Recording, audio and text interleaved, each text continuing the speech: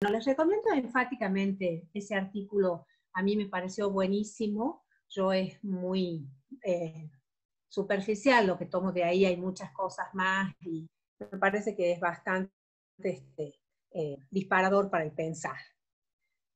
Bueno,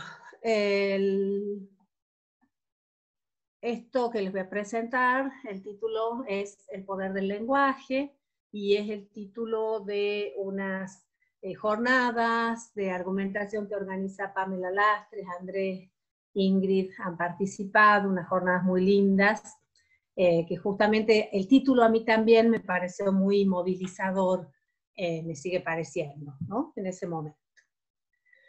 Bueno, con un planteo me parece que bastante básico y por todos conocido, vamos a hacer una división entre estas dos grandes formas de hacer filosofía, en la que opondría la mirada de Platón a la mirada de Sócrates. ¿Sí? En líneas muy generales, todos ya sabemos, pero tal vez para resaltar algunos rasgos, cuál es la concepción de filosofía de Platón, orientada permanentemente, me parece que esta es la característica fundamental, por la búsqueda de absolutos, de fundamentos firmes, la importancia de la certeza, permanencia, verdades eternas, la metafísica.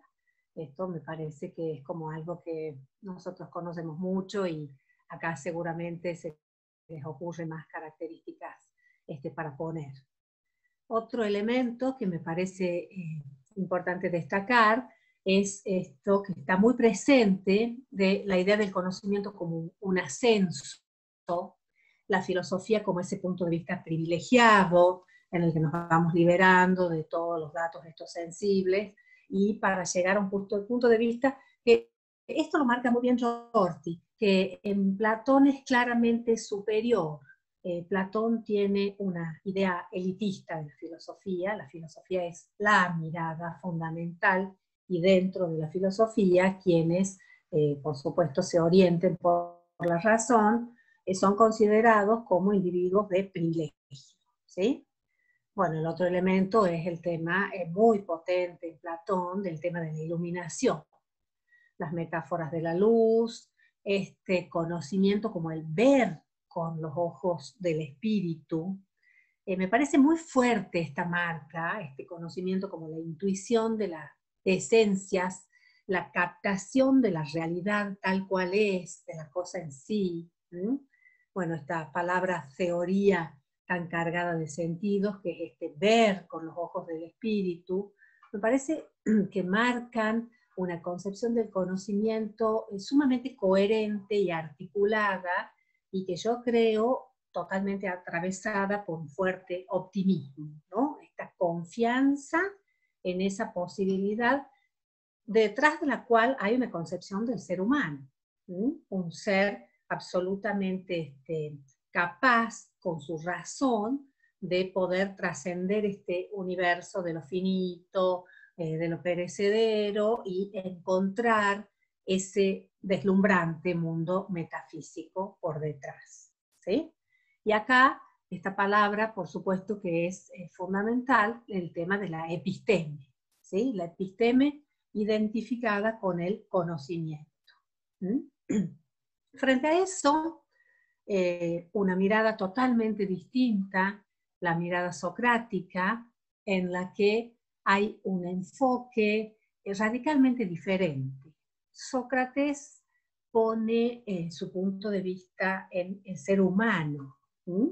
Me resuena mucho esto, que la frase de José María, que siempre dice el divino Platón, y me parece que es muy apropiada, porque realmente es como que su propuesta nos sitúa más del lado de atributos divinos, ¿no? Esa razón, esa potencia luminosa. Sócrates, en cambio, nos sitúa en el punto de vista de lo humano, mucho más. Por eso siempre me simpatiza más Sócrates a mí. Sócrates entonces tiene un camino diferente. La búsqueda de la verdad no es esa iluminación en el que salimos de la caverna para observar estos entes luminosos que están afuera. La búsqueda de la verdad es interior, y acá aparece con gran fuerza el tema de la perspectiva humana. Si hay una iluminación, si hay un conocimiento, si hay un reconocimiento, está dentro de nosotros. ¿Se acuerdan? Mucho este análisis de las propias hipótesis, ir deslindando, desbrozando para ir encontrando, pero a diferencia de Platón, no las ideas como esos entes ideales que están en algún otro mundo, sino lo que nosotros tenemos dentro nuestro. Acá Arendt me suma porque me aporta un elemento que yo no lo había pensado de esta manera, y lo que dice Arendt es que hay en Sócrates una profunda revalorización de la doxa en el sentido de opinión. Este desprecio que tiene Platón por la doxa no está en Sócrates. Acá la opinión es importante. En esa recuperación del conocimiento, también desde el punto de vista de lo individual, está el encontrarnos con nuestras propias opiniones. No hay, sin embargo, una caída, podemos decir, en lo subjetivo, porque acá muestra, me parece muy bien Arendt, un sentido de doxa que no es el más habitual en filosofía y que yo en lo personal no había tenido en cuenta. Doxa significa también para los griegos el aparecer, es el mostrarse en público, tomar la palabra. Desde allí se derivan también algunos conceptos que tienen que ver con la fama, con el esplendor, y fíjense que me parece que es sumamente interesante este vínculo, porque la opinión sería nuestro aparecer en sociedad. Esto se vincula totalmente con la propuesta socrática, que se acuerdan que sus intervenciones son en el ágora, son en el espacio público, son en la discusión. Entonces esto es lo que salva la mirada socrática de la absoluta subjetividad. No es solamente lo que yo pienso y lo que yo encuentro en mi interior, sino lo que voy encontrando orientado por ese diálogo, guiado por Sócrates, pero que podemos pensar, orientado también por las observaciones de los demás, ¿no? Entonces acá una concepción diferente de la verdad que tiene que ver con lo que encontramos en nosotros mismos y con lo que confrontamos de nosotros mismos con respecto a los demás. Me gustó a mí esto de la doxa como este aparecer y este mostrarse, porque creo que tiene mucho que ver con nuestra actividad filosófica y con nuestra actividad intelectual, sobre todo con lo que tiene que ver con el paso del tiempo, cómo vamos ejerciendo nuestra función, y en la que yo siento que todos vamos tomando la palabra, ya no estamos diciendo lo que dice Kant, lo que dice Wittgenstein, usamos esos conceptos para ir mostrando nuestras propias opiniones, ¿no? Creo que lo veo a esto en cada uno de mis colegas con los que los trato, y creo que ha sido un camino en el cual en mayor o menor medida vamos avanzando, ¿no? Entonces me gusta esto de aparecer y tomar la opinión. Bueno, frente a esta confrontación entre dos modos de entender la filosofía, acá hay un argumento que no deja de ser, no sé, simpático, me parece, porque si ustedes recuerdan, el oráculo de Delfos, consultado acerca de quién es el más sabio de toda Grecia, responde que es Sócrates. Y la interpretación de Arendt acá es que Sócrates es más sabio porque Sócrates es consciente de los límites. En tanto, Platón caería en una especie de excesivo o exacerbado optimismo. Sócrates tiene en cuenta los límites del ser humano y esto le da un plus que lo hace más sabio. La palabra sabio me parece importante acá. Esto del sabio que es no solo el que conoce la verdad, sino el que maneja algunos otros elementos que nos dan pautas para una interpretación más general. Entonces acá el sabio es Sócrates, porque es quien puede alcanzar a ver que la propuesta platónica tal vez está excediendo los límites de lo posible para el ser humano. Bueno, acá aparece otro elemento que me gusta también, que me parece que es lo que lo hace mucho más humano a Platón, porque para Arendt, causas humanas son las que llevan a Platón a esta búsqueda desenfrenada de esta verdad y de esta certeza. Para Arendt son causas históricas las que determinan esta visión platónica. Según ella, el juicio y la condena de Sócrates fue para Platón un golpe terrible a todas sus expectativas. Perdona, en las diapositivas está lo que estás diciendo, o te quedó en la primera, o... Estoy en la primera porque todo esto, después voy a pasar a la otra. Estamos todavía acá con la oposición entre estos dos. No va a ser después a 5 kilómetros por hora toda la otra filmina. No, no, porque las otras van a... Vos tranquilo, Santi. No van a ser miles. Me importa mucho marcar esta oposición y de ahí va a desprender cosas más ágiles. No te estreses. Bueno, lo que quiero decir es, acá me gusta que nos quedamos aquí en esta oposición porque lo que quiero decir es que Platón aquí aparece más humano en esa búsqueda de certeza, porque él estaba muy interesado en la política. ¿Se acuerdan? El filósofo rey, la república. ¿Qué pasa ahí? ¿Qué cambio hay? Bueno, para Arendt es esta desilusión en ese juicio, en esa argumentación, en esa injusticia, una profunda desilusión sobre la posibilidad de la condición humana y entonces la búsqueda de certezas que nos permitan superar esta contingencia y esta injusticia del mundo, ¿no? Entonces me parece que aquí, no sé, me gusta esto de que aparecen también a veces razones humanas justificando Cristina, estas apuestas disculpa, filosóficas. ¿lo podrías Sí. repetir a lo que dijiste recién, la idea? ¿A cuál? La idea de recién de Arendt. Bueno, como que acá Platón estaría mostrando su lado más absolutamente humano. Ah, bien. Esta búsqueda de certeza no tendría que ver solamente con una búsqueda intelectual. Me gusta esto porque me parece que da como una pista antropológica. Ese deseo de certeza no es solo Platón, somos nosotros también. ¿Mm?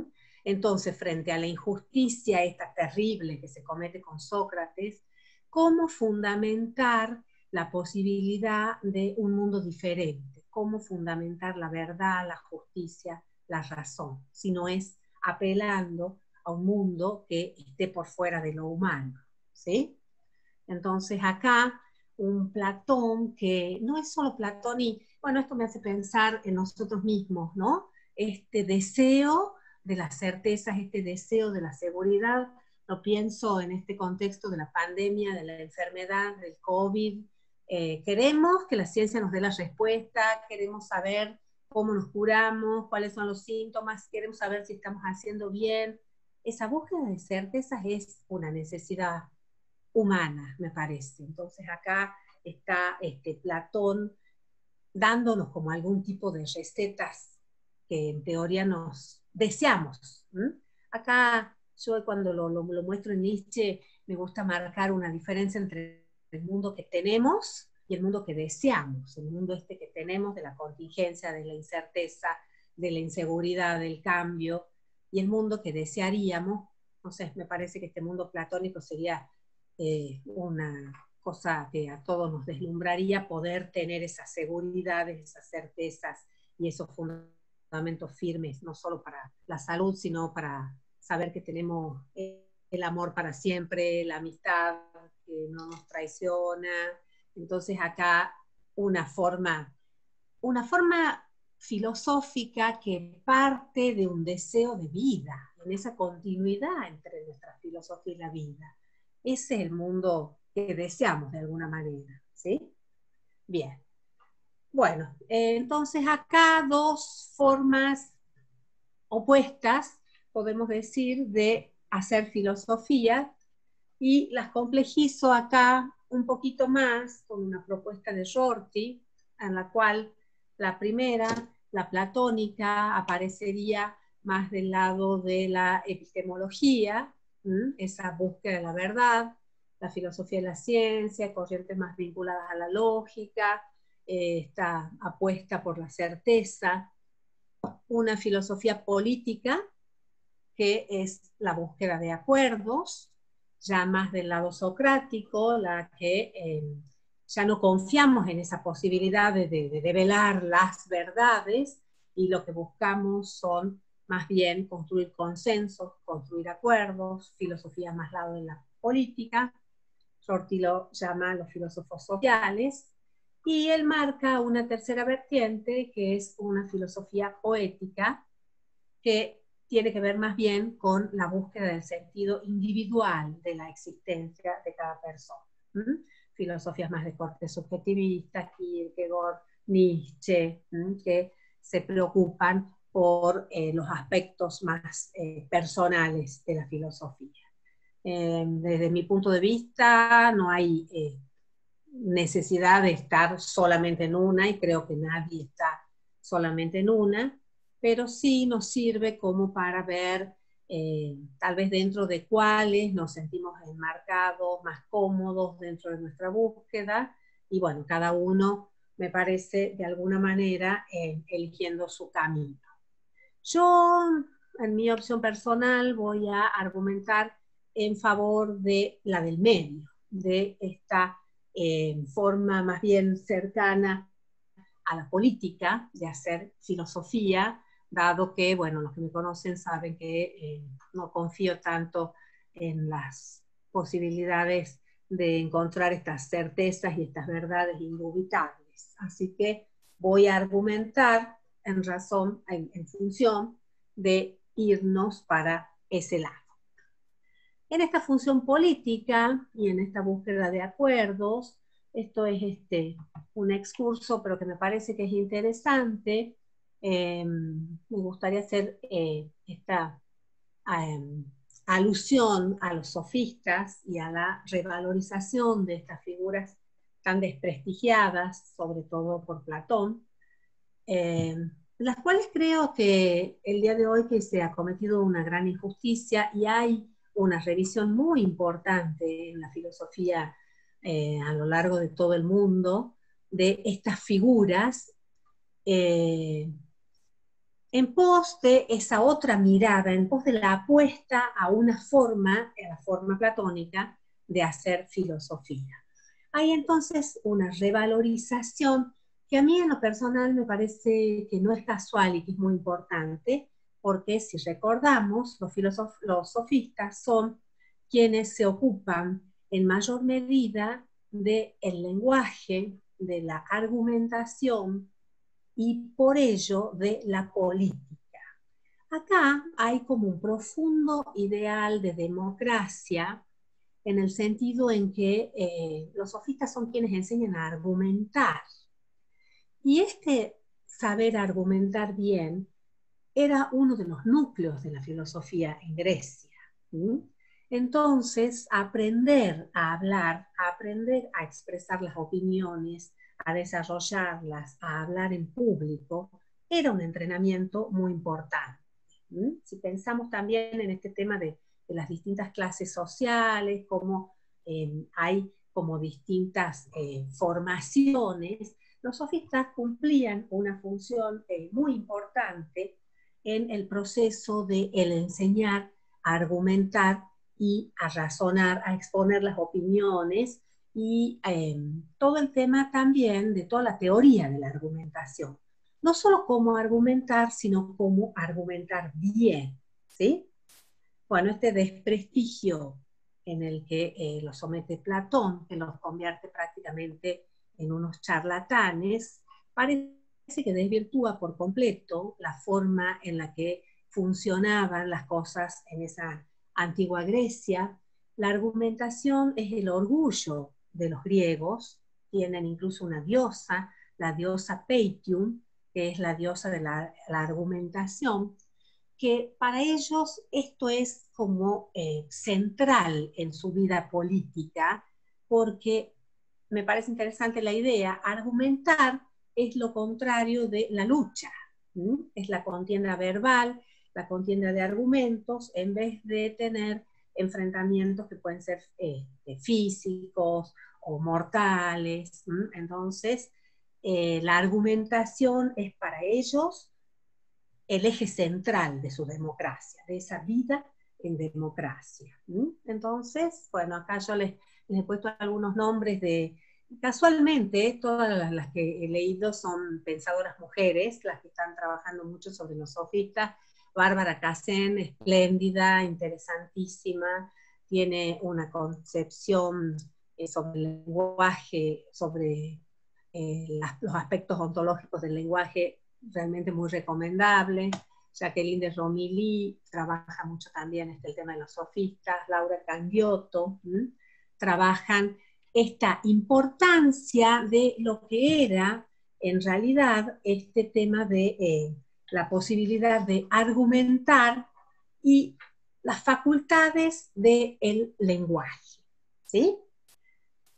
Acá hay en Platón el profundo conocimiento y la profunda percepción de lo poderoso que es el lenguaje. Yo he puesto muchas veces el énfasis en cómo Platón trata de descartar la importancia del lenguaje. Estas lecturas me han llevado a ver que él trata de descartarlo porque aparentemente hay un temor al poder del lenguaje, de la argumentación. Estos textos, hay un texto lindísimo de Laura Candiotto que se llama Incantamenti, está en italiano, cómo ese poder de la palabra es tan potente y el grado de persuasión al que uno puede llegar. Están los relatos allí de cómo, creo que es en el Ión, que Sócrates cura un dolor de cabeza con la persuasión y diferentes aspectos. Está mucho el concepto del lenguaje como fármaco, en el sentido de la potencia de un lenguaje, de la persuasión, de la argumentación que nos puede curar, y acá me parece inevitable la referencia a la filosofía como terapia, una argumentación que permite disolver un problema, que nos permite mirar las cosas desde un punto de vista, cómo hay ahí esa potencia intrínseca que nos permite cambiar incluso nuestros puntos de vista. Entonces ese poder del lenguaje totalmente representado y también en la misma medida también como un veneno. Aparece entonces en los griegos en sus dos aspectos. Fíjense, también la persuasión, cómo puede inducirnos al temor, al peligro, al riesgo. Yo pongo mucho esto también, el énfasis en las cosas que están pasando, en esto de la enfermedad, la pandemia, el enfermo, el contagio, el temor, cómo ese lenguaje, cómo esa argumentación orientada en diferentes direcciones nos lleva a pensar cosas diferentes. Entonces acá Platón muy consciente de ese poder de la palabra, y me parece que esto es un tema que toma una dimensión importantísima en la filosofía contemporánea. Estoy pensando directamente en Austin, el tema de cómo hacer cosas con palabras, como todos los actos performativos que son muy interesantes, pero más allá de eso, tal vez la función más poderosa del lenguaje sea justamente esa capacidad de argumentar, esa capacidad de persuadir y de cambiar las ideas, de cambiar las formas de pensar, ¿no? Cristina, disculpa que Sí. te interrumpa, estoy pensando también en otros campos, como en el campo de la psicología, el psicoanálisis y la cura por la palabra, la importancia Totalmente. Sí, sí, sí, porque de hecho las terapias funcionan, no sé si todas, pero funcionan y a su vez el lenguaje es lo que está ahí funcionando, operando Has puesto el en acento distintas en algo dimensiones. que, sí, pones el acento en algo que a mí me atrae especialmente, porque me parece muy impactante esa posibilidad curativa de la palabra, en la cual el hecho ya de poner nuestras emociones en palabras parece que nos cambia, algo cambia. Lo pudimos decir, ahí hay todo el tema de lo no dicho, cómo presiona, bueno, de alguna manera nos envenena, y cómo esa cura a través de la palabra y la palabra del otro, que no es menor también, ¿no? Ese proceso de ida y vuelta tan fuerte. Así que sí, estoy de acuerdo totalmente y ahí me parece que se abre un campo interesante. Cristina, vos tomás como sinónimo argumentar y persuadir. Lo digo por la manera en que has enunciado la última frase. En realidad no, Ah, en realidad no. La persuasión, tal como más o menos yo lo he ido leyendo, me parece que es como que pone el énfasis más en aspectos más emotivos. La argumentación tiene matices, de todas maneras no son blanco y negro, pero la argumentación apela más a tintes más racionales y la persuasión involucra aspectos emotivos. Ahora, algunos artículos que he estado leyendo, parece que esto no es tan fácil de separar, deslindar. porque en cada uno de eso vamos poniendo cosas que tienen que ver con los aspectos afectivos también, y los discursos argumentativos racionales tienen efectos también en las emociones, ¿no?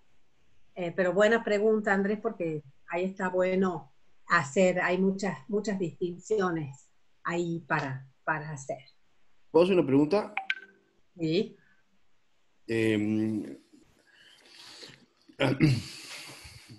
yo he leído los artículos esos que has mandado y son muy interesantes, provocadores, todas esas cosas que diría yo. De, pero me ha suscitado esta idea porque el camino de la persuasión versus el camino de la verdad, algo así, ¿no? Eh, y la vuelta de los sofistas. Entonces, en primer lugar, me da la impresión de que a veces, eh, o sea, si yo lo pensase como una especie de, de reducción al absurdo, diría, Sócrates o los sofistas. Hemos elegido Sócrates, digamos Nietzsche. Eso se continúa hasta llegar, hasta chocar con, no sé, la racionalidad técnica, lo que sea. O sea, no Sócrates, tenemos que ir a sí sofistas. ¿Sí o no? ¿Por qué? No, ¿Cuál sería? no lo vería así yo, sino Sócrates con los sofistas juntos. Bien, eso sí he visto.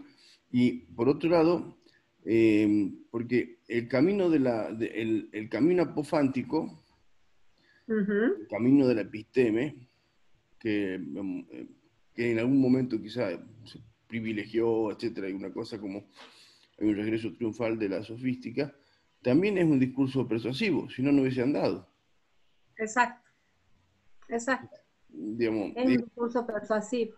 muy Y eso persuasivo. también un poco lo de marcar que, bueno, también Platón que dice, no, vamos por las verdades, bueno, es un discurso argumentativo y es un discurso Digo, la persuasivo. verdad, digamos, o sea, por lo menos la idea de la verdad persuade y también tener que Totalmente. pensar dentro de, si querés, de los tropos Y sí, sofísticos, digamos, o sea, porque si no, no lo hubiese seguido nadie 2000 años entonces, quizá, digo, porque el camino de la persuasión leería el camino de la verdad como una forma de persuasión, que yo creo que los sofistas no se desembarazan de la verdad, sino más bien la utilizan para la persuasión.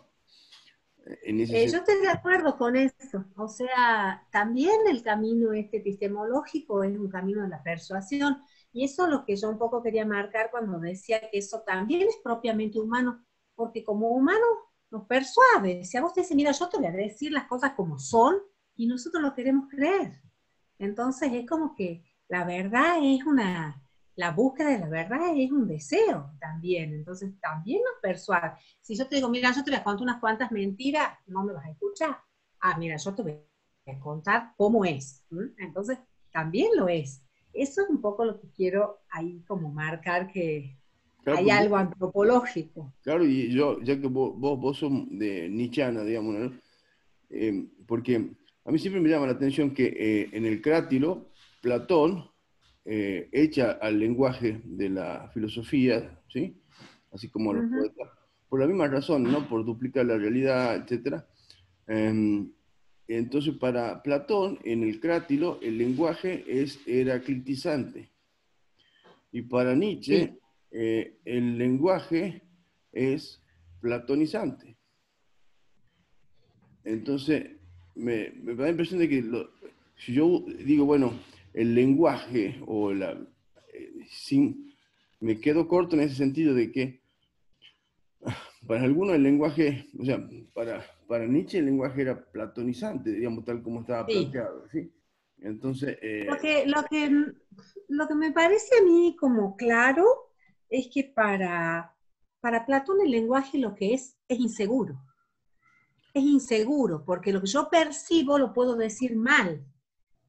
Frente a la idea, fíjate el modelo de conocimiento, si nosotros realmente confiamos que con mi intelecto yo puedo captar la esencia de lo que la claro, cosa no visto es, el lenguaje. no me interesa el lenguaje. Mi intuición intelectual, yo capto lo que es la belleza. Listo, vos la captás, cada uno la capta, no hace falta decirla. Cuando yo voy a decir, bueno, la belleza es la proporción de la forma, pero eso puede estar equivocado, la belleza puede ser, no, la belleza es una cosa creativa o rupturista. Fíjate cómo el lenguaje nos genera todo ese marco de inseguridad. Entonces digo, bueno, lo justo es dar a cada uno lo que le corresponde. Y vos no, lo justo es darle más al que tiene más mérito. Hay Ujú. como una distancia. Entonces lo que nos genera es inseguridad.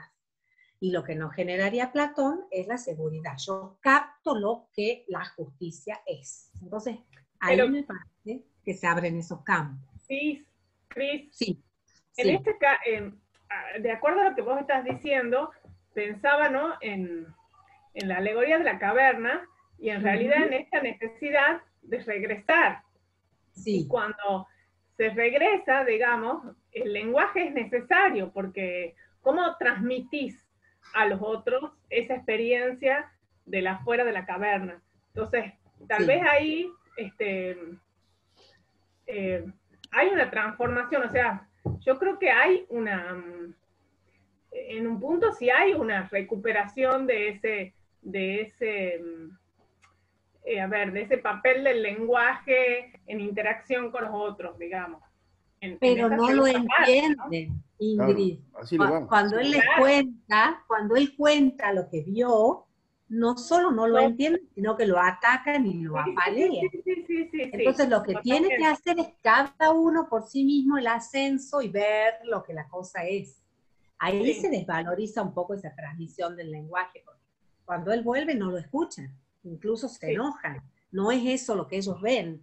Entonces el conocimiento, la iluminación, cada uno tiene que hacer ese proceso. sí, sí, totalmente, sí, sí. Pero yo solamente, ya para... claro, así le va claro al prisionero este, pero la idea misma de la caverna, ¿sí? Supone la idea de de una inadecuación. O sea, Sí, él lo que pretende plantea es que hay una inadecuación entre el lenguaje y la verdad, Ya. ¿verdad? exacto, Entonces, exacto. digamos, ¿de dónde viene eso? Si es que hubiese solo lenguaje, no habría esa sensación de inadecuación.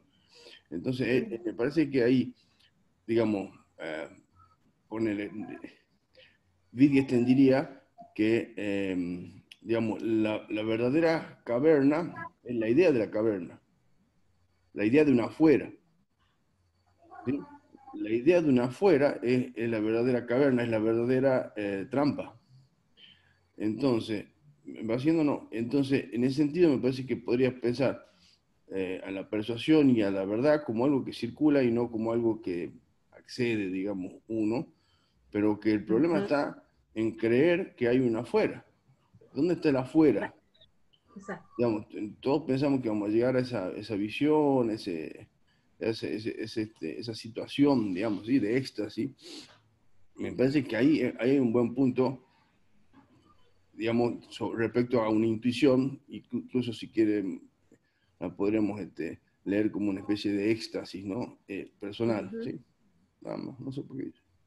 Me gusta esa idea, no hay una afuera, no hay esa luz, la estamos tratando de consensuar, sería un poco. Acá aparece entonces esta concepción de la filosofía que acá tomo, Andrés, de bibliografía que me has dado vos. No sé si se ve bien o ahí ven que dice agrega título y esas cosas. Sí, pero no sé por qué no sé por qué no lo puedo sacar. Ay, quería que vean esto. Apretá fuera del... Capaz que si lo pones como presentación Marca se va eso. Marca con el cursor afuera. Afuera. Afuera de la diapositiva. No existe la afuera. Afuera de la diapositiva. Ahí. Afuera. No existe la afuera. No ahí sé, apretá. ahí hago, pero no. Bueno, les leo ahí un poquito. No. En la diapositiva, Cris, en la diapositiva, pero afuera del cuadro. Yo toco por todos lados, pero no. Bueno, lo que importa más que nada es la cita. No, pero sobre lo azul. ¿En lo azul? Claro. Sí, ahí toco. Claro. Toco en lo azul. Y no se puede hacer la presentación, ponerlo como presentación, o sea, Es que están superpuestos los iniciar la presentación. cuadros de texto. Claro, ahí te va a desaparecer eso. Claro, abajo, Cristina, donde está el más Abajo, del menos, Sí, donde está el más del menos, en el primer como una copita. No, desde la derecha a la izquierda hay como una copita. Ahí. Ahí. Ahora sí. Ve, ahí sí veo bien. No estoy de acuerdo con nada. Mentira. Broma. Esperen, déjenme argumentar. Bueno, acá aparece entonces esta concepción que va tomando forma para mí de la filosofía. Tomo acá de Perelman, que esto me ha pasado a Andrés y me ha gustado mucho, estas distintas formas de concebir la filosofía. Y yo estoy muy de acuerdo con esto, en distintas formas. No toda disciplina argumenta ni usa las mismas estrategias. Entonces acá la filosofía, dice Perelman esto, la filosofía, así como la moral y el derecho, y yo agrego en la política, por favor lean porque yo acá me corta la imagen. A ver si alguien lo puede leer. La filosofía, así como la moral y el derecho. La filosofía, así como la moral y el derecho, y en la política, en tanto no pueden demostrar sus supuestos, derivan su racionalidad del aparato argumentativo, de las buenas razones que se pueden presentar a favor o en contra de cada tesis que se presente. Bien, acá yo encuentro como el núcleo de una característica que sería propia de la filosofía, el derecho, la moral, la política. Entonces, no toda disciplina tiene las mismas estrategias. Entonces nos sirve acá para distinguir, y esto viene de Perelman, cómo la lógica, las matemáticas, las ciencias exactas son las que pueden demostrar, la fuerza de demostrar un teorema. Yo lo demuestro simplemente por estas deducciones lógicas y esto queda demostrado. Acá dice Perelman, no hace falta argumentar. Nadie va a argumentar sobre el teorema de Tales. Simplemente lo demostramos, prueba concluyente. Las ciencias naturales ya no les alcanza esto. Puede haber todo este ejercicio deductivo racional, pero además necesitamos ir a la prueba empírica. La coherencia no basta y hay estos métodos que de una manera diferente nos permiten también probar, comprobar y justificar de una manera mucho más ajustada nuestras propuestas.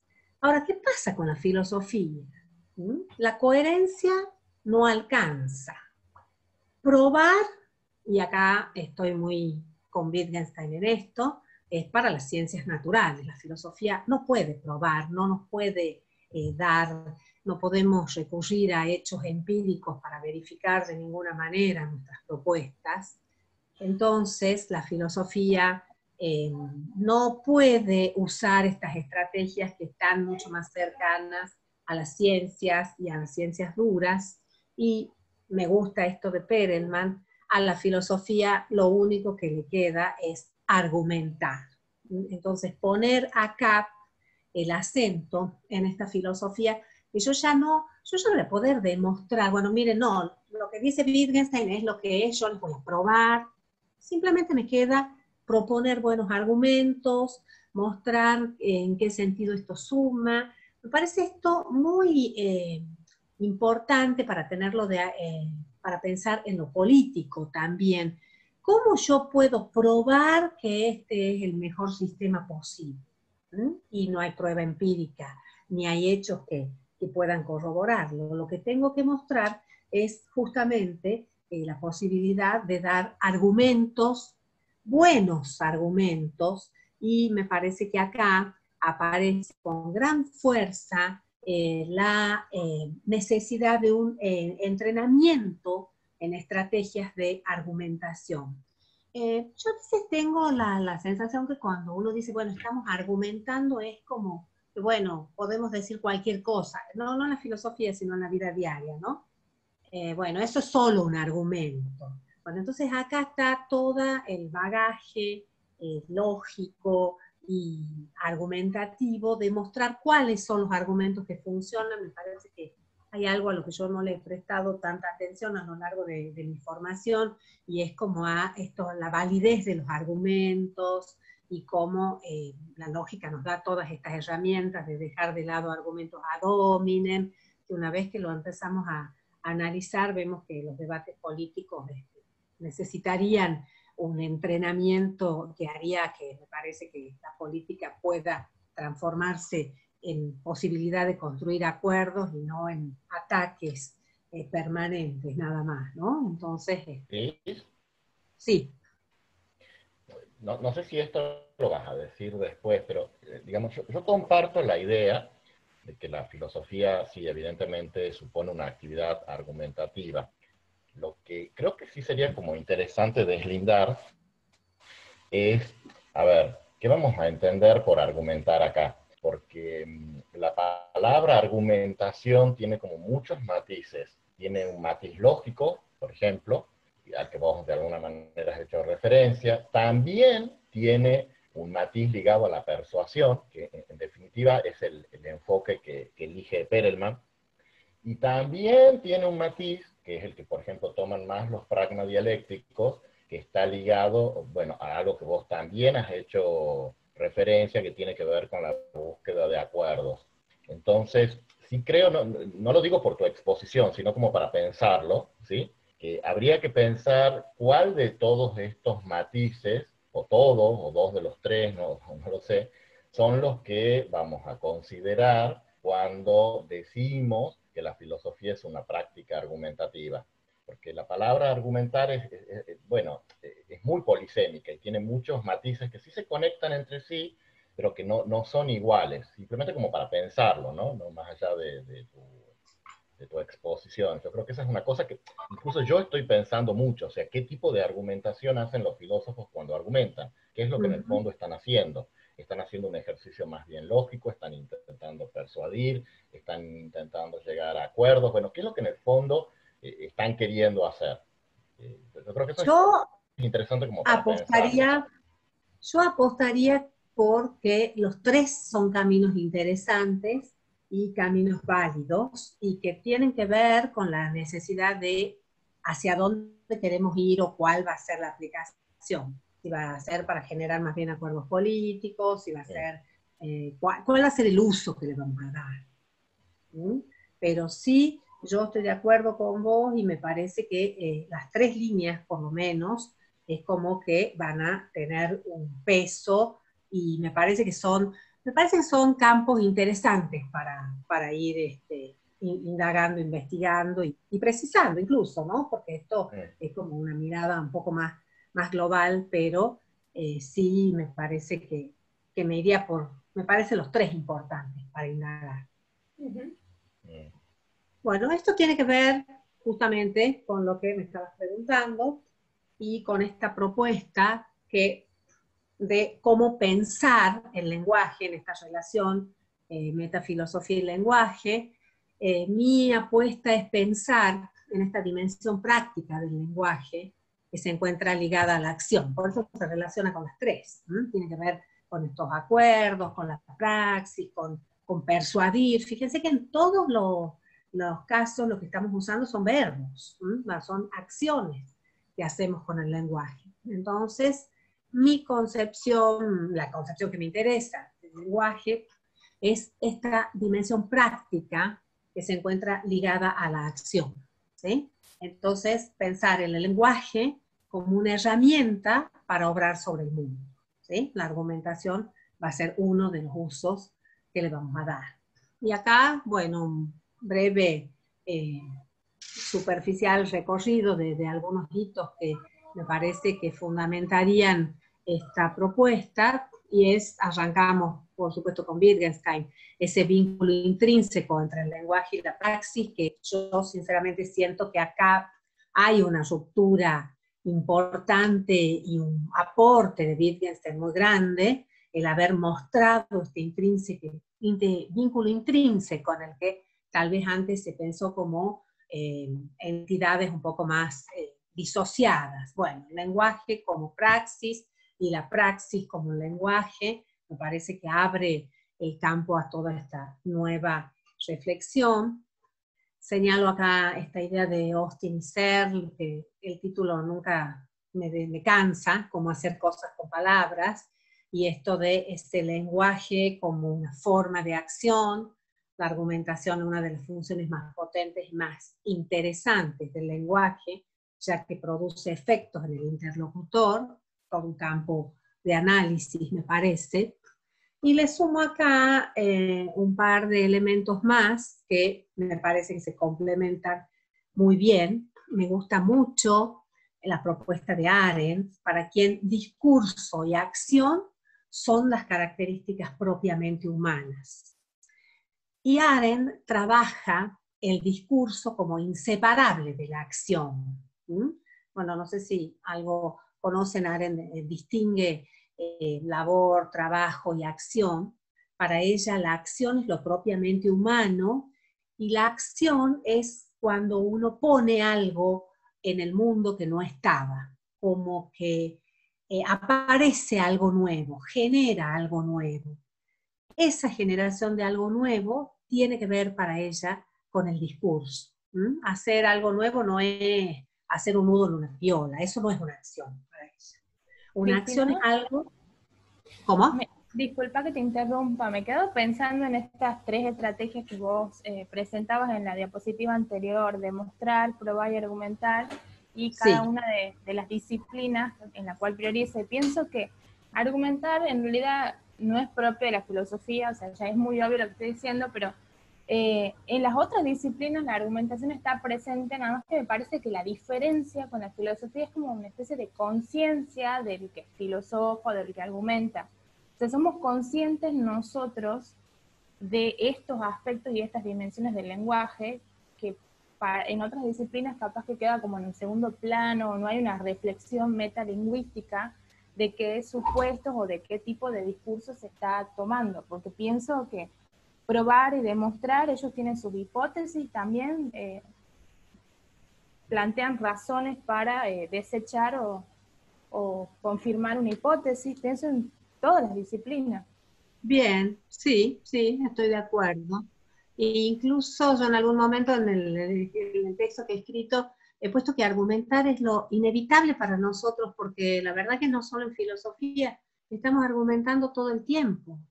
Cuando decimos, me gustó este libro porque, mira esta película porque estamos argumentando, estamos tratando de persuadir permanentemente a la gente todo el tiempo. Pienso, bueno, con respecto a nuestras relaciones, a nuestros amigos, a nuestros hijos, impresionante. Sí. Y en todo las el tiempo. dimensiones, en las dimensiones de las otras ciencias, la persuasión está presente también. Nada más que, como vuelvo a repetir, me parece que tal vez hay menos conciencias o hay menos reflexiones metalingüísticas. Es verdad, pero sí estamos atravesados por ese deseo de argumentar, ¿no? Sí, sí.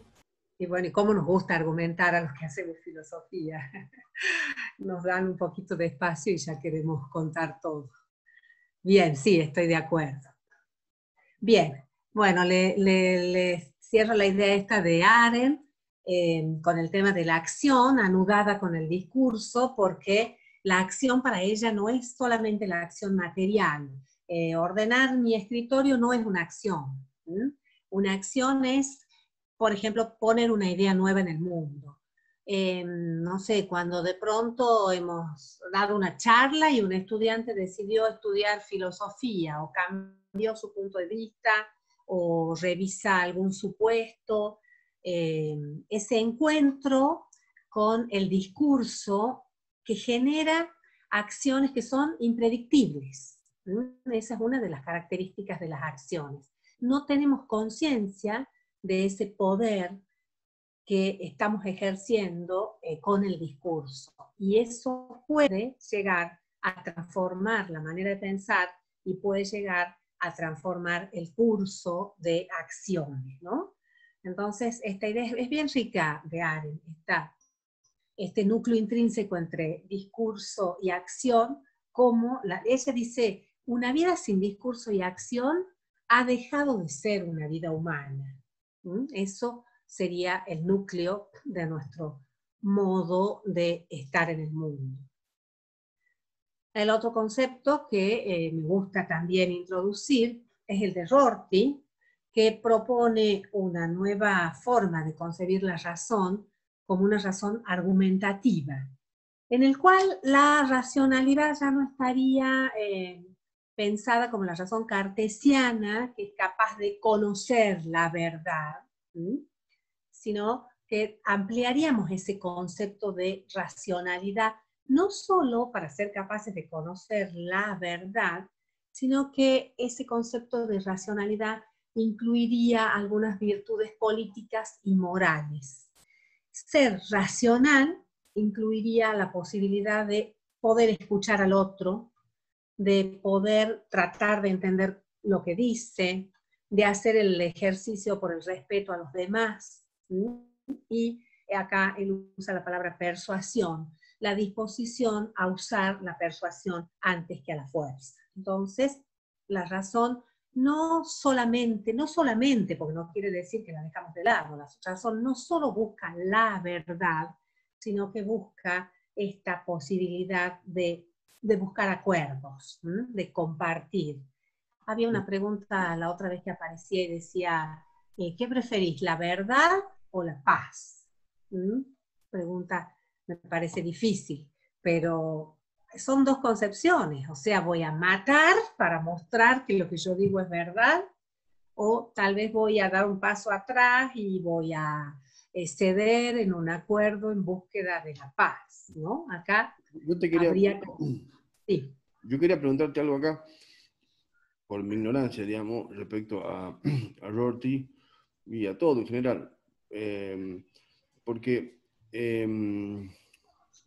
a ver, volviendo al tema del lenguaje, ¿verdad? Y volviendo al tema de que la argumentación es algo que se hace con el lenguaje, en un sentido amplio, si querés, no sé, puede incluir las señas, los gestos, ¿no?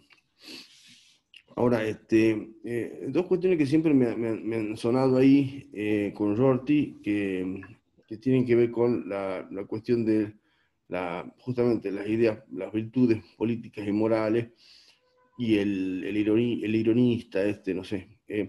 Porque yo entiendo que si yo comprendo mi racionalidad situada, digamos, por lo tanto, no quiero imponer, ¿sí?, por la fuerza a los demás, ¿sí?, ciertas concepciones universales, pero dentro del discurso cotidiano, un problema que también podemos tener en muchos casos, en el discurso cotidiano estamos llenos de palabras y conceptos que buscan la universalidad.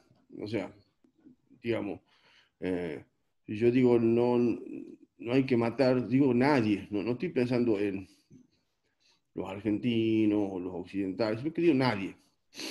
O sea, hay como un gesto, ¿sí?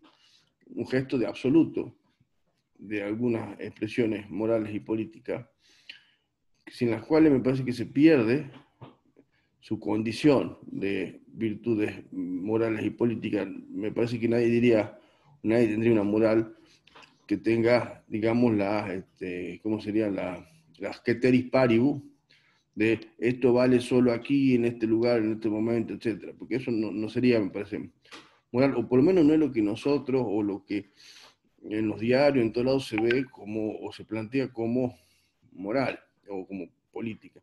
Entonces, esa tensión, ¿sí? Siempre me ha llamado la atención, y sumado a la cuestión de las diferencias culturales y de idioma, por supuesto, ¿no? Entonces, ¿cómo se da esa persuasión cuando no hay un idioma en común, el idioma, una cultura en común? Yo sé que eso lo trató muchas veces él, pero nunca me lo han explicado. Le falta esa clase, ¿sí? Claramente a eso, porque tengo, por un lado, que el lenguaje moral tiende a esa universalidad, platónico si querés, apofántico si querés, y por otro lado tengo esta cuestión, esta dificultad de que pretende la universalidad desde el lugar y desde la cultura, etcétera, lo que él llama etnocentrismo, creo, y por otro lado los otros tienen otras tantas, digamos, universalidades. Entonces, ponerlo aquí a Rorty me suena complicado en ese sentido, porque yo entiendo que los otros son más generales, Wittgenstein, Vínculo, Searle y Austin, la cuestión de, bueno, que siempre que uno habla hace algo, Arendt por la acción, pero Rorty ahí me cuesta en eso. A mí me gustaba acá Rorty justamente porque él tiene una concepción bien interesante sobre la persuasión. Él pone mucho en el tema de la persuasión con respecto a los aspectos emotivos. Para él me parece que se vincula bastante con la ética desde algunos puntos de vista emotivos. Para él es como que hay una afinidad mucho más grande con el tema de la construcción de la empatía. Por eso, para él, para una construcción de una ética, mucho más importante que la filosofía es una literatura. Toda la ficción, él considera que es todo un tema muy fuerte que nos genera la posibilidad de ponernos en el lugar del otro.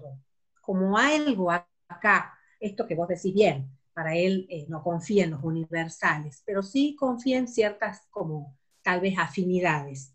Yo en lo personal creo que lo único que él propone como un principio universal y que sería lo que deseablemente tiene que atravesar es la cláusula de evitar el sufrimiento ajeno. Pero eso para él es el único principio universal, evitar la crueldad, evitar el sufrimiento ajeno, en la medida en la que uno sea posible. Más allá de eso, incluso la noción de sufrimiento puede ser distinto. Él justificaría la evangelización de América. ¿Él justificaría? Tengo un libro, todo el mundo... No necesariamente, me parece. Convierte la gente. Me parece que no necesariamente, porque para él vos no tenés derecho a imponerle al otro tu mirada.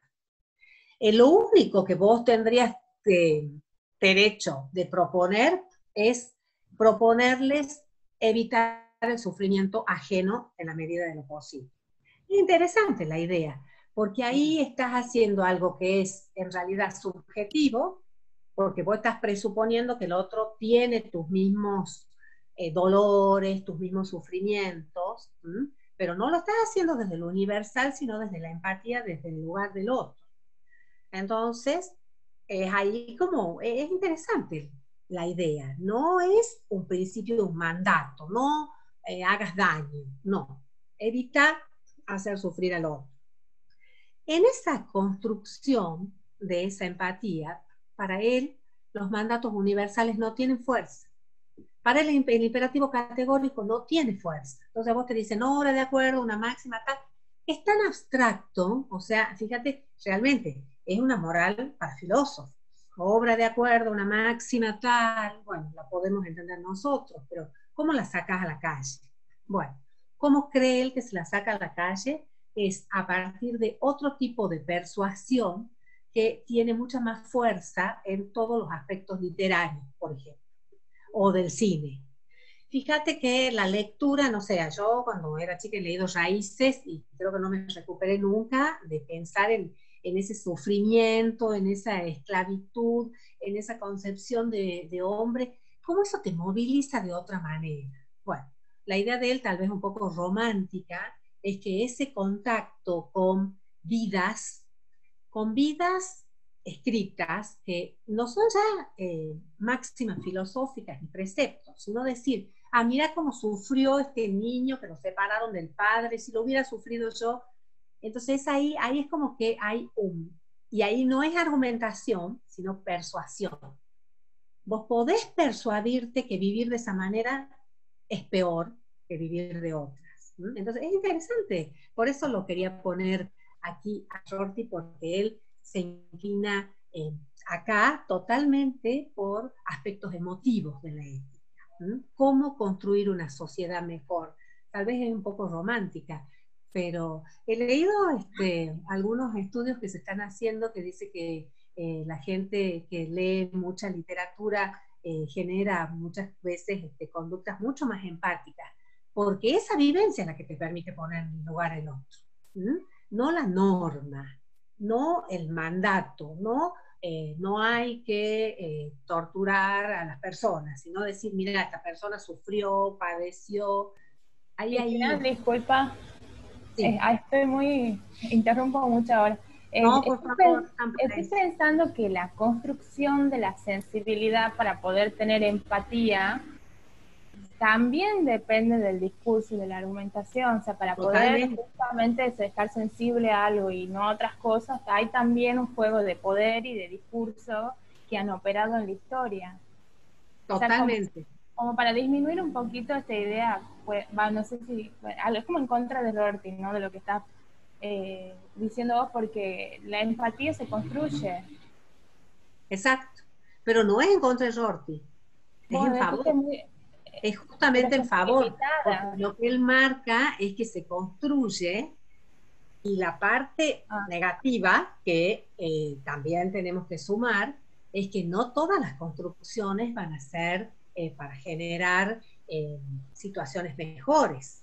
También hay construcciones, y lo podemos pensar, no sé, literatura nazi, habiendo persuadido a generaciones y poblaciones de la superioridad de una raza aria.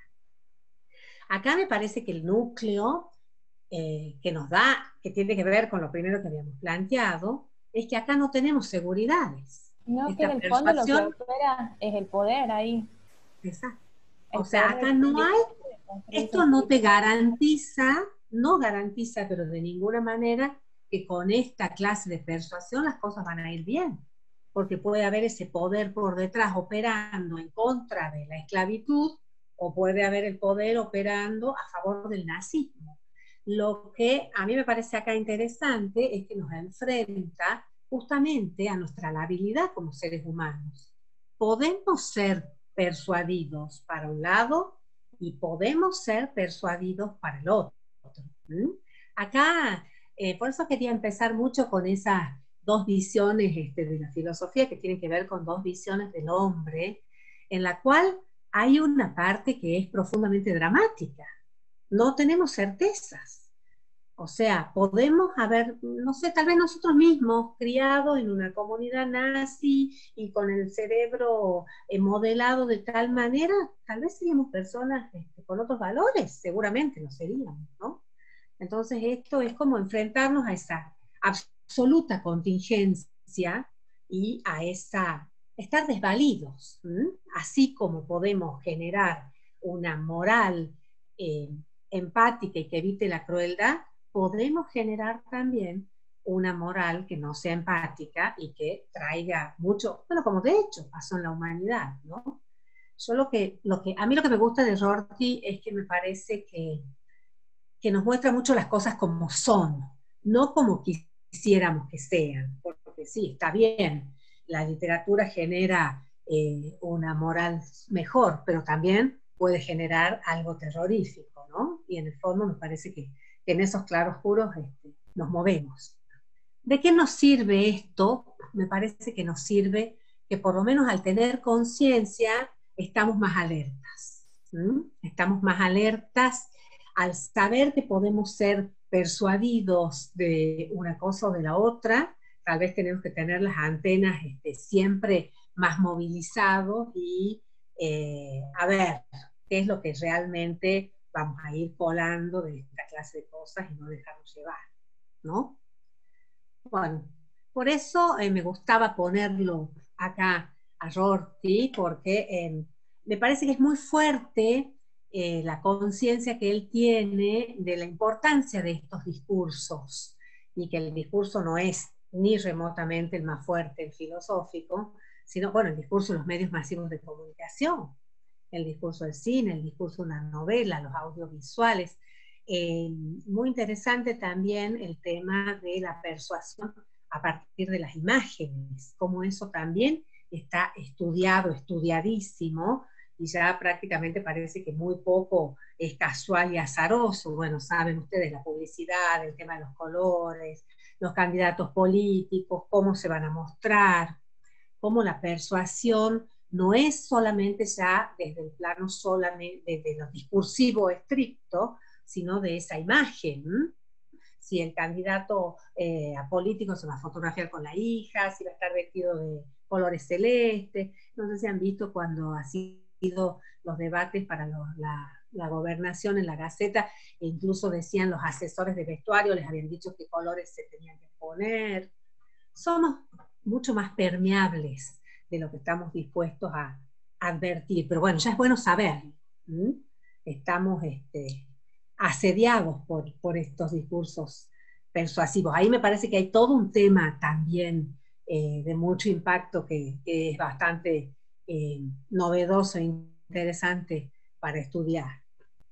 ¿Sí?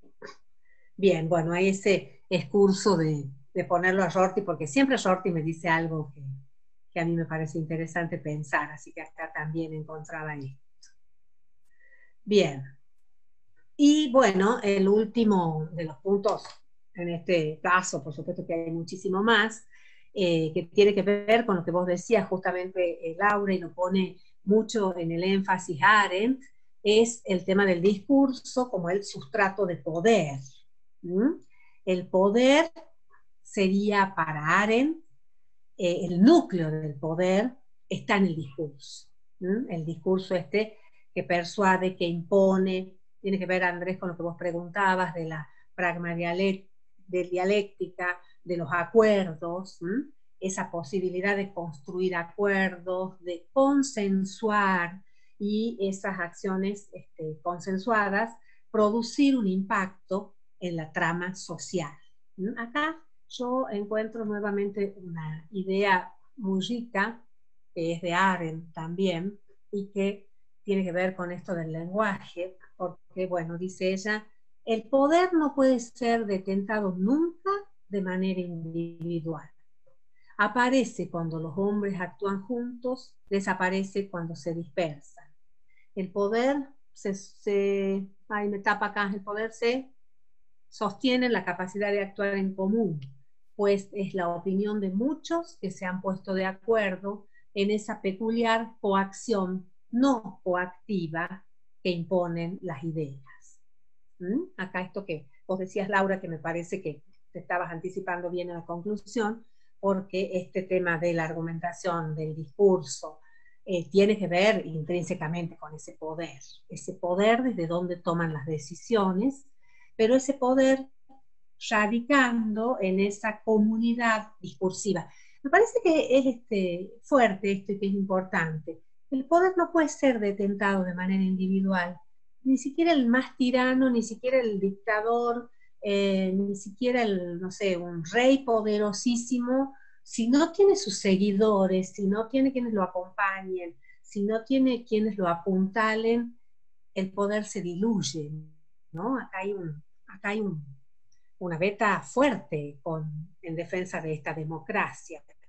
El poder somos todos también en mayor o en menor medida. Y me gustaba mucho también esta frase, esta parte final de la frase, de esa coacción no coactiva, que aparecía recién.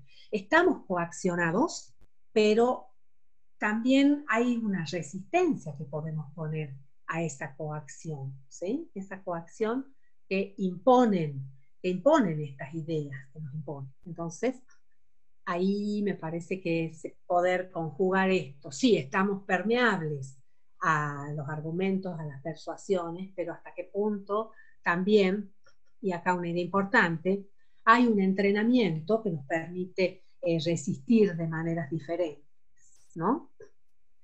Y bueno, y acá me gustaría terminar con una concepción de la filosofía que se desprende de esta concepción del lenguaje que, bueno, me parece que es la mía propia, la que voy formando. Y pienso que es productivo pensar la filosofía como una herramienta muy poderosa, que se relaciona, en la medida que hemos ido viendo, relacionada con la praxis. O sea, sinceramente pienso que el discurso filosófico no es algo que pueda estar al margen de la vida social, del entramado. La filosofía tiene un papel muy importante que cumplir y que en este momento, sobre todo dentro de sus distintas vertientes, porque por supuesto va a haber como cosas más específicas, puntuales de la filosofía, pero creo que tiene mucho para aportar a la sociedad, creo, en esta medida de lo que le he ido mostrando, que se relaciona intrínsecamente, bueno, mi corazón pragmatista relaciona totalmente la posibilidad de las ideas con la praxis, cómo movernos en el mundo. Y creo que desde allí hay una utilidad social importante, ¿no? Pienso la filosofía también como un entrenamiento, como un ejercicio del pensar, que involucra no solo lo intelectual, sino la praxis, y que puede introducir cambios interesantes, ¿no? En esta posibilidad de la eficacia. Pensamos mucho esto en mi materia del taller Integrador 2, en lo que los chicos reflexionan sobre su propia actividad y con la conciencia de que una filosofía como un entrenamiento en procesos argumentativos, en clarificación de ideas, formaría una sociedad muy diferente, jóvenes y niños entrenados no solo en repetir los discursos, sino en analizarlos y en pensarlos por sí mismos. Me parece que podría haber ahí como un núcleo de cambio bastante radical, ¿no? Entonces, en ese sentido, pensarla como esa acción eficaz. Y acá la otra vertiente que señalaba Andrés, esta posibilidad de construir acuerdos con estas virtudes morales que propone Rorty. Construir acuerdos también desde la posibilidad de escuchar lo que dice el otro, no lo que yo creo que va a decir el otro, o me opongo porque lo dice esta persona que no soporto, o este partido político que no tolero, ¿no? Ahí había un ejercicio bastante difícil, pero que me parece que podría ser productivo. Y acá aparece... Sí, sí, sí. No, veía eso que ponías ahí bueno, que una de las líneas, digamos, que vos ves en la filosofía tendría que ver con la búsqueda de acuerdos. Bueno, cuando yo hable más adelante, Santiago me pone en enero, algo voy a decir de esto, pero yo te quería preguntar si, digamos, ¿en qué sentido vos ves que la filosofía puede ser un aporte para encontrar acuerdos? Porque en realidad cuando uno ve las prácticas filosóficas reales, las que se dan en los intercambios académicos, por ejemplo, pareciera que las cosas no van en esta dirección. O sea, pareciera que la cosa va en la dirección de mostrar cuál es el defecto de la teoría del otro, mostrar la inconsistencia de la teoría del otro. O sea, yo no veo demasiado las prácticas filosóficas o criticar el libro del otro, o criticar el artículo del otro, o poner al polemista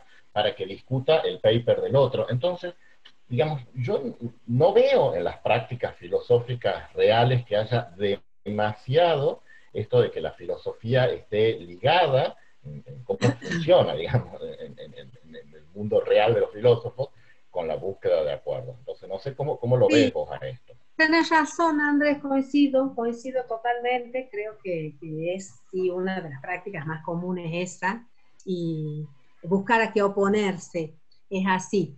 Yo en este caso no lo estaba pensando tan específicamente para la parte de la filosofía, sino la filosofía como sobreponerse a eso y tratar de enseñar otra modalidad de diálogo para estos acuerdos más bien programáticos o políticos, o cómo, por ejemplo, buscar acuerdos en el momento que vos querés organizar algo. Bueno, no sé, hagamos congreso. Bueno, a mí me parece que lo hagamos así, no, pero yo de otra manera, y ahí, en ese diálogo de búsqueda de acuerdo que confluyan hacia una acción en común. Porque la Bueno, práctica que vos estás describiendo, que es ahí, conduce a estancamiento. Y nos quedamos ahí, y vos pensás lo que vos, y yo lo que yo, y el otro lo que otro. Ahora, cuando tenemos que llevar adelante una acción, tal vez ahí tenemos el hilo para poder encontrar esos acuerdos. Si vamos a organizar un congreso... Te hago la pregunta, entonces, de vuelta, de otra forma, y con el matiz que vos le das. ¿Cómo crees vos que la filosofía, o incluso la enseñanza de la filosofía, o la práctica de la filosofía, de qué manera podría contribuir a la búsqueda de acuerdos, al encuentro de acuerdos en realidad? A mí me gusta una idea, que propone Gadamer, que vos sabés que él dice que el modelo perfecto del diálogo es el diálogo de negocios. Porque cuando uno quiere hacer un negocio, va a ver exactamente el argumento del otro y va a ver qué es lo que quiere modificar de ahí. Entonces ahí es donde se empieza a construir el acuerdo. Por ahí en filosofía es como que yo, no sé, tal vez para ganar una discusión me voy por la rama o ataco algo que es colateral. En cambio dice, en el diálogo de negocio yo veo el punto. Esto es lo que no me parece puntual y esto es lo que propongo. Entonces, vos estás diciendo, a ver si yo te entiendo, que un diálogo filosófico debería parecerse un diálogo de negocios. En ese sentido, como de puntualizar a qué me opongo y qué propongo. Porque nosotros en la filosofía muchas veces somos dados a ponernos más difusos.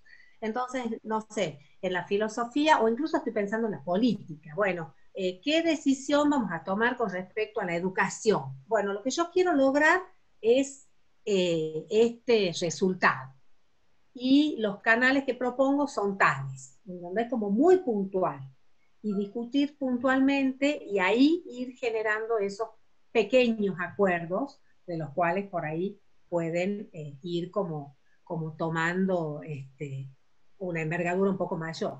Un poco me parece que sería súper saludable dejar la discusión por la discusión misma, ese diálogo filosófico que a veces sentimos que no conduce a nada y nos enredamos, ¿no? Pero decir, bueno, yo considero que va a ser más propicio tomar esta medida y puntualmente ir ajustando en esa dirección, ¿no? Pienso en eso como un diálogo en el plano de lo político, de lo institucional, de lo argumentativo. Bueno, no sé si les pasa, pero a veces cuando vemos discusiones en organizaciones o, no sé, en asambleas de la universidad, y ya todo es difuso y ya al final no sabemos de qué hablamos. Entonces esa puntualidad de ir estableciendo pautas y objetivos en común me parece que sería deseable. Eso me parece por un lado, ¿sí? Y que tiene que ver con el segundo, el otro punto que justo viene abajo, que es el tema del diálogo, que bueno, así pensado como propone Gadamer, el diálogo, si recordamos, pasa también por escuchar, a ver qué ha dicho el otro y qué le respondo, y no qué es lo que yo lo hago decir al otro, o creo que ha dicho. Tratar como de tener esa mayor prolijidad posible. ¿Sí? Bueno, y el último punto que ya se había hablado en el anterior es como esto de las estrategias argumentativas que van mucho más por fuera de no solo las estrategias típicamente filosóficas, sino que, bueno, involucrar estos componentes que tienen que ver con literatura, cine, audiovisual, que ya algo habíamos nombrado. Y bueno, y lo cerrar diciendo, retomando este título del libro de Arendt que me gusta tanto, de la promesa de la política, porque me parece que ahí esa palabra importante es promesa. No es algo que podamos creer que está dado, que está hecho, que va a ser fácil, que va a resultar, pero sí nos enfrenta a una gama de estrategias y de posibilidades que tienen que ver con esto que yo decía, de ejercitación y de ejercicio que tal vez de alguna manera pueda redundar en prácticas más saludables para nuestra sociedad. Y bueno, ahí estaría para mí como un poco este núcleo entre la potencia del lenguaje y estas funciones de la filosofía como, bueno, como una modesta propuesta.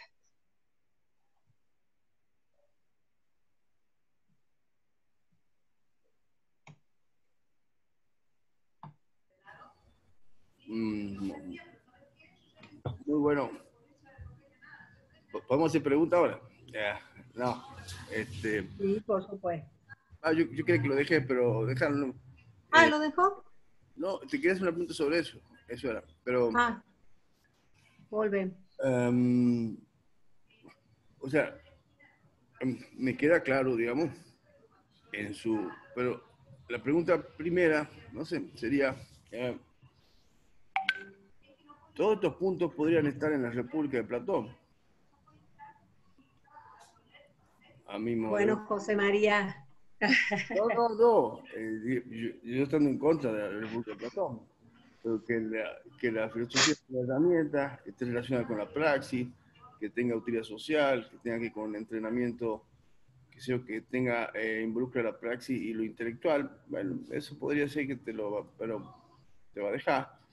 Por supuesto, con casta, eficacia, acuerdos programáticos y sobre todo, digamos, en vista de otra cuestión, no son, ¿verdad?, acuerdos, serían acuerdos para engañar, si querés, ¿sí? Pero usaría los acuerdos, ¿sí? Y también la estrategia argumentativa, etcétera, en ese sentido. Pero la pregunta es esta. De esta concepción del lenguaje se desprende una concepción de la filosofía, decís vos, ¿sí? Entonces, me parece que vos has inventado algo, parece Tomasini, no, mentira. Me gusta la idea porque me ha surgido, y estaba justamente preguntando si existía, o sea, vos haces depender una utopía de una ulogía. La ulogía siendo la utopía del lenguaje, ¿sí? O sea, digamos, tu utopía es una ulogía. ¿Sabe quién me ha dicho eso, verdad? Entonces, me parece que es interesante, digamos, porque, digamos, si esa concepción del lenguaje que vos decís ha estado siempre, incluso en algún momento vos hablás que hay que respetar las tradiciones, la socrática, lo que no hay que hacer es taparlo a los sofistas, etcétera, pobres sofistas. Ahora vuelven los sofistas, ¿sí? Vuelven los sofistas y entonces traen esta concepción del lenguaje, ¿sí? Entonces, ahí sí hay un esquema de, digamos, de venganza.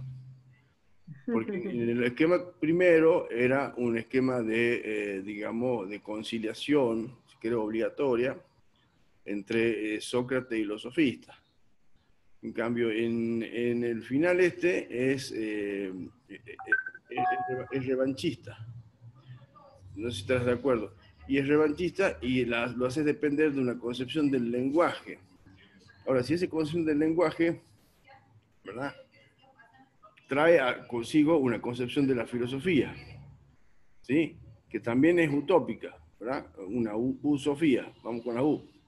Ahora, esa usofía, ¿sí?, en realidad es una utopía, porque en realidad es una sociedad ideal. Todo eso, como decís, es más, o hablo de los niños, del entrenamiento. O sea, vos estás pensando en una pequeña Siracusa, ¿tá?, de sofistas, ¿sí? Entonces, o sea, ahora, no sé qué estará primero, si el lenguaje o la Siracusa sofista. ¿Me seguí? O sea, porque esto sería, en todo caso, emanaría de esa práctica o de esa idea de sociedad que tienen los sofistas de Siracusa, ¿sí? Entonces, la pregunta mía sobre todo era la cuestión esta de si no ves vos un final revanchista, y si, bueno, y todas las otras consideraciones, pero sobre todo eso, ¿sí? No, no lo veo revanchista, porque, bueno, creo que vuelven, pero vuelven recargados. Enojado. No vuelve igual que antes, no vuelven los sofistas como eran, vuelven recargados, resignificados, retomados, como ha crecido, me parece. Ha crecido la idea, creo, y ha tomado otros matices. No, no revanchistas, sino yo creo que vuelven y por una cuestión de utilidad, no por venganza o por nada, sino porque tal vez esta concepción es más útil. Lo pienso así. Pienso que pienso que este ideal como de certeza, de seguridad, nos pone en un lugar divino, en ese lugar de yo tengo la razón, yo sé, yo no escucho a nadie. Y estos sofistas, recordándonos que puede haber otros argumentos, que somos contingentes, que no somos dueños de la verdad, y nos ubican en un lado diferente. Porque si yo estoy segura que soy Platón y conozco el bien, no voy a escuchar lo que tienen para decir otros. Perdón, Ahora, si ya me pongo más del lado de los sofistas y digo, bueno, esto puede ser, pero puede no ser, siendo voy a sofista, tener otra disposición. pero siendo sofista, no voy a aceptar al platónico. A menos que sea un, no sé, ¿qué tipo de sofista diría? Ah, vos sos platónico, sí, que bien, me alegro. Vos tenés tu verdad, pero acordate que hay más que una verdad, que somos muchos y que hay mucha pluralidad. Yo no sé si eso van a decir los sofistas, ni los nuevos ni los viejos, sino más bien me parece que dirían, no hay verdad, no hay. No hay, sí, dirían eso. Dirían, no la hay, no la hay. Pero cuando yo creo que no la hay, estoy... ¿Ah? Muy fuerte, digo. No, a vos no, le digo, Ah. el sofista no le dirá a Platón, Ah. un poco, tranquilizate, no, dejá, el bueno, chico no va a llegar, si no llega no importa, vení, fumemos marihuana acá en Siracusa, no sé. Sí, a mí esa postura me parece más útil. Me parece más útil la postura porque me parece que al bajar un escalón está más cerca para escucharlo al otro. Bueno, y ahí digo la frase de Gadamer que me encanta. No vaya a ser que el otro tenga razón. Entonces, sí me parece que esta actitud es más útil. Porque en la medida que yo estoy segura que tengo la razón, yo ya no quiero escuchar más nada. ¿Vos crees que el sofista ya sé cómo es? piensa que en algún momento el platonista va a tener razón? O sea, dicen, capaz que tiene razón. Por lo menos lo escucha. ¿Tiene razón? Por lo menos lo escucha, tal vez. Hay un escalón menos ahí, no sé. Me parece una actitud más humana, decir, bueno, tal vez tiene razón él. Los sofistas reloaded, digamos, serían. ¿Ah? ¿Los sofistas qué? Recargados. Sí, los sofistas recargados. Sí. Sí. Me suena como interesante, por eso lo digo, me dispara esa cosa, no. Sí, bueno, por eso me gustaba ese final de decir, esto es una promesa, una posibilidad, puede pasar y puede no pasar, y puede estar el que no escucha a nadie, O sea, nada te garantiza, no es que esta es la receta. Por eso creo que finalmente es una utopía. Me ha parecido muy acertado que has usado utopía porque he tenido en mente mucho el tema de la utopía, que justo he estado trabajando el libro del profesor Rojo de la utopía, como ese deseo del hombre siempre hacia lo perfecto y como esa paradoja de lo perfecto como inalcanzable. Entonces, utopía como algo que está ahí, que nos tienta, a lo que queremos llegar, y a mí misma se me cuela de decir, bueno, tal vez con educación vamos para adelante. Bueno, yo también ahí estoy totalmente utópica, tirando para pensar en algo mejor, pero me parece que siempre con el contrapeso de que tengo mis dudas. Por eso la promesa, por eso la posibilidad, por eso nunca la Yo certeza, creo, nunca la garantía. Sí. eh, escuchaba el intercambio que tenías con Santiago. Yo creo que lo que simplemente hay que distinguir, y eso sí me parece importante, es la posición filosófica según la cual podés llegar a una suerte de verdad, de la cuestión individual de si vos estás abierto a discutir o no. O sea, yo me imagino dos escenarios. Platón diciendo, yo creo que es posible alcanzar la verdad, pero a lo mejor estoy equivocado, y discuto con Aristóteles acerca de cuál sea esa verdad. Y como de alguna manera insinuaba en Santiago, vos podés ser un sofista y decir, soy muy relativista, pero no discuto mi relativismo. Entonces yo creo que son como dos cuestiones que no son iguales, ¿no? O sea, la posición filosófica según la cual podés llegar a una verdad, de la cuestión individual de si estás o no abierto al diálogo con el otro. Yo creo que es separar un poco eso. ¿Vos crees eso? ¿Ah? No sé, ¿no? Digo, la posición filosófica sobre la verdad, y, digamos, a menos que sea un esquizofrénico, digo, en general, no sé, capaz que si es mi oficio, digamos, bueno, yo de oficio soy platónico, pero en mi casa no, entonces, bueno, No, es que no estoy diciendo esto. pero Lo que estoy diciendo, espérate, Santiago, lo que estoy diciendo es otra cosa. Lo que te estoy diciendo es, vos podés decir, es posible alcanzar la verdad, yo creo que es esta, pero estoy dispuesto a discutir con vos. a O otra sea, verdad. me parece que son cosas como distintas. Sí, pero yo... Eso es lo que digo, pero en la discusión de ustedes estaba como mezclado. Entonces digo, me parece que son cosas como diferentes. O sea, vos decís, un relativista podría no aceptar el platonismo. Bueno, está bien. Pero insisto, una cosa es si vos crees que es posible alcanzar un tipo de verdad o no, y otra cosa es si vos estás dispuesto a escuchar argumentos del otro. Yo creo que no son dos cosas que No, pero me están parece pegadas. que hay ciertas posturas que llevarían a ciertos comportamientos, y creo que un poco el trabajo de Cristina tiene que ir con eso. Ciertas posturas Sí, condicionan de manera muy fuerte la forma en la cual vos vas a encarar una conversación o lo que vas a encarar un poco, digamos, ¿por qué? Porque, no, bueno, eso sí, entonces eso ese sí. condicionamiento puede ser muy fuerte y, digamos, no creo que en el espíritu del sofista esté el escuchar al platónico, a menos que sea un sofista.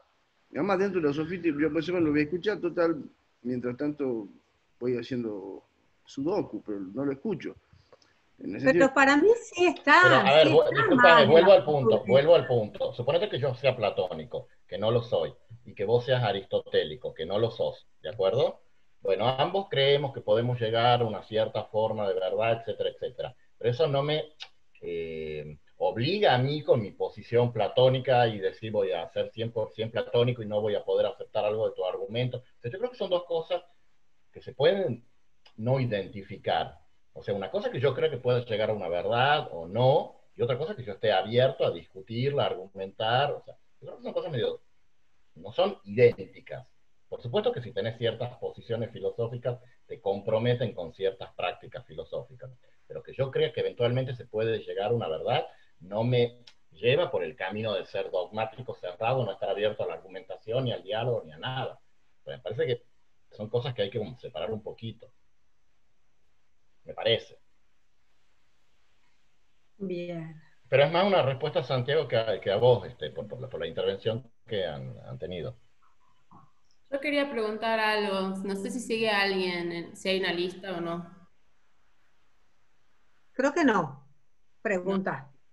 Bueno, me he quedado pensando, ya en realidad ya Andrés la ha preguntado, pero yo la estaba pensando en ese momento también y me he quedado rumiando la idea, que me parece que está buena para pensarla realmente, a partir de todo lo que vos has presentado. A mí también lo que me genera como interrogante para seguir pensando es esto de, bueno, ¿qué significa argumentar en filosofía específicamente? Porque vos en ese momento has respondido que depende de la situación y de lo que yo quiero lograr. Me parece que tiene sentido. Depende además de mi auditorio, del contexto, de qué es lo que yo quiero, por supuesto.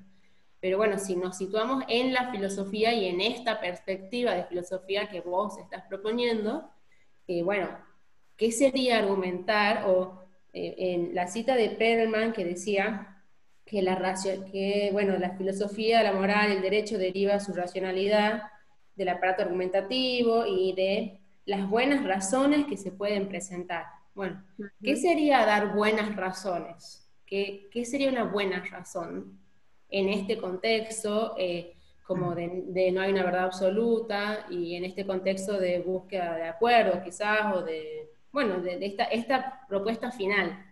Esa es como mi interrogante de a partir de esto. Bien, Ana Lucía, ahí me parece que hay ahí unos matices que va a ser interesante introducir en la teoría de la argumentación. Yo algo he estado indagando, no tengo todavía clarísimo, pero las diferencias, por ejemplo, entre los tipos de justificación, cómo justificar nuestros argumentos. Entonces, las distintas estrategias, las distintas modalidades, esto de puntualizar y, bueno, estoy pensando básicamente en todas las herramientas lógicas también, en la cual estos conceptos básicos de atacar al hombre de paja o los argumentos ad hominem estarían como totalmente prohibidos, cómo habría sería un juego de lenguaje como bastante pautado con esa clase de estrategias en el sentido de la argumentación racional. Y ir eligiendo dentro de los argumentos cuáles van a ser los que van a justificar nuestras hipótesis y cuáles son los argumentos con los que vamos a atacar las hipótesis rivales, digamos, ¿no? Acá me resuena mucho esta metáfora de la argumentación como la lucha de la que habla Lakoff y Johnson, ¿no? Como uno lo tiene como muy internalizado al tema de la argumentación en el sentido de defensa y ataque. Pero, ¿cuáles serían aquellas jugadas prohibidas, digamos? Entonces, por ejemplo, un argumento ad hominem. Bueno, lo decís vos, pero vos también has cometido aquel error aquella vez. Eso sería como una jugada prohibida. Y sí, estrategias argumentativas que tiendan como a mostrar la validez de nuestros argumentos, a legitimar. Cuando hay un argumento que sea contundente. Ahí hay en una cita de Weissman algo como que me gusta mucho, que dice que hay un momento en el que uno siente que uno ha hecho un clic, cuando el otro te da un argumento que ha cambiado tu punto de vista. Ese ha sido el argumento eficaz que uno dice. Es interesante porque lo dice desde el tema de la sensación. Uno siente que algo ha cambiado en tu manera de ver. Es interesante por ahí percibirlo en nosotros mismos. Esa idea me parece interesante. De Weissman. Sí, porque estaba pensando yo en algo así en esa línea de, a ver, de ciertos autores que uno podría discutir si hay argumentación o no. No sé, hay Wittgenstein en algunos textos que uno diría, ¿está argumentando? ¿No está argumentando? Él cree que está argumentando, que no está argumentando, pero sí lo está haciendo. Para mí sí. Sí. O lo que hemos visto en estos días, ¿no? Lo de los experimentos mentales. Bueno, cuando funciona. Puedo tener un experimento mental que lógicamente quizás no es muy persuasivo, pero intuitivamente sí. Es como que parece que esta perspectiva que vos estás proponiendo abre un poco la mirada a otras formas de argumentar que no sean solo la lógica clásica, digamos, de un argumento así contundente, de demostración. No sé, son cosas que se me cruzaban por la cabeza. Está bien como lo has relacionado. A mí me resuena mucho siempre el final de las lecciones sobre estética, y Wittgenstein termina ahí diciendo, lo único que estoy haciendo es argumentar en contra de un punto de vista que no soporto. Fíjate cómo ahí, o sea, lo único que estoy tratando es persuadirlos de cambiar su punto de vista. No está probando, demostrando. Los quiero persuadir que hay otra manera de pensar. Y ahí en ese texto aparece también el tema este del clic, como en un momento uno dice, hay un clic que digo, esto me ha cambiado mi manera de pensar, ¿no? Entonces, bueno, ahí nos vamos un poco por el lado de procesos mentales, probablemente psicológicos, pero sí hay como esa percepción, y me parece a mí que es muy sorprendente cuando uno se da cuenta que ha cambiado esa manera de pensar. Estamos más acostumbrados a la continuidad, pero ahora lo veo de otra manera. Y si se acuerdan el ejemplo ese de la cabeza del león, cuando pone Wittgenstein, cuando uno ve una cosa así, dice, bueno, ahora veo las cosas, veo de otra manera. Entonces, es interesante, se vincula con esos aspectos psicológicos, ¿no? Pero me parece bueno, que es un buen aporte pensarlo por ese lado. Y quería decir algo más que fuera con respecto a esto que se me estaba ocurriendo y ahora me parece que se me ha ido, pero que tenía que... Sí, otro elemento que complementa y que también me parece que es digno de atención. Hay como unos estudios que se están haciendo no sé si han leído sobre los sesgos de confirmación. O sea, es un mecanismo de defensa psicológico de los seres humanos, en los cuales cuando vos lees un texto, uno inconscientemente, involuntariamente, le presta más atención a todos aquellos aspectos que están dando la razón a lo que nosotros pensamos. Esto se ha hecho con experimentos en los cuales elaboraban textos muy bien armados, en los cuales había 50% a favor de una idea, 50% a favor de otra, y cada uno le parece que el texto argumentaba en favor de lo que cada uno pensaba. No veían que había casi una paridad en la argumentación. Bueno, esto se llama un sesgo de confirmación. Cuando uno escucha algo, tiende a darle mucha más relevancia a todos aquellos argumentos que están avalando la postura que nosotros tenemos. Me parece que es interesante saberlo, porque mira, uno dice, mira, esto me da la razón a lo que yo digo, y el otro está viendo que le da la razón al otro, y en realidad no es por mala intención, sino porque hay como una lectura de esa manera, ¿no? O sea, esto lo hemos sesgado, y hay estudios, yo tengo unos artículos muy interesantes que nos estudian, por ejemplo, en el tema es muy fuerte en el tema de los jueces, los fallos de los jueces de la Corte, cómo ellos se inclinan, bueno, también muy orientados por estos sesgos, por los prejuicios, por estereotipos, y cómo, bueno, esto nos pone sobre aviso a que tenemos que estar como muy alertas, ¿no? Con todo esto. Me parece que esto también es un elemento interesante para pensar y saber que los tenemos, saber que yo estoy encontrando que me dan la razón más a mí, no implica que la tengo, quiere decir que lo estoy filtrando así un poco, ¿no? Bien. Bueno, ¿algo más? Yo así chiquitito como comentario nomás, Cristina, Sí. que tiene que ver con estos últimos que has mencionado de los sesgos de confirmación. He leído, digamos, tu ponencia en este sentido de como el valor de recuperar por ahí la controversia enriquecedora. O sea, en el sentido de que uno por ahí ve este tipo de prácticas más asociadas a redes sociales, digamos, a tribalismos, ¿no? A esto de, hay distintos, o sea, es como que en estas prácticas uno podría encontrar lo peor de ambas corrientes. Es como si cada sector tuviese su verdad. O sea, si hay una sola verdad, pero encima es de cada sector, ¿verdad? Y en ese sentido me parece que lo que se termina perdiendo de vista, digamos, sería, lo que importa al final son las banderas, ¿verdad? Lo que se pierde de vista es la posibilidad del enriquecimiento que conlleva una discusión.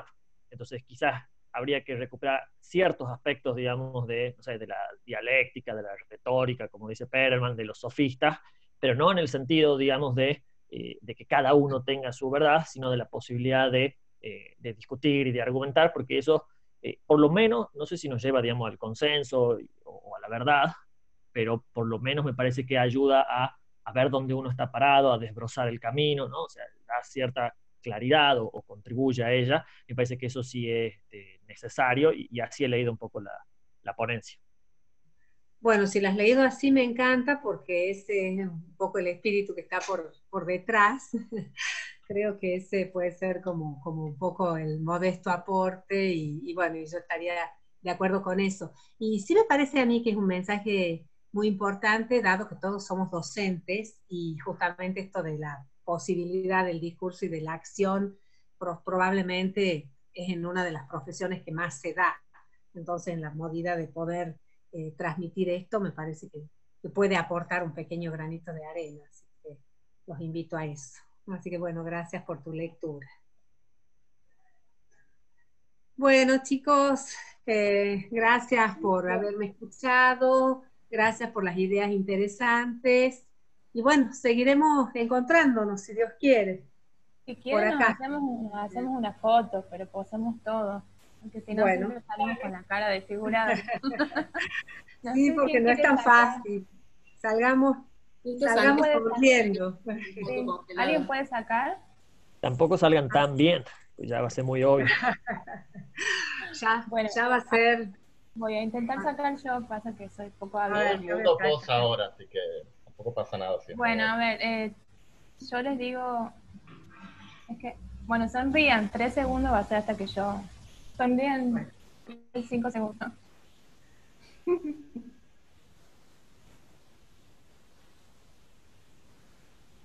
Listo. Bueno, muchas gracias. Bueno, nos vemos, chicos. Muchas gracias. Nos vemos, un gusto verlos. Chao, chao. Adiós. Chao, chao. Nos vemos.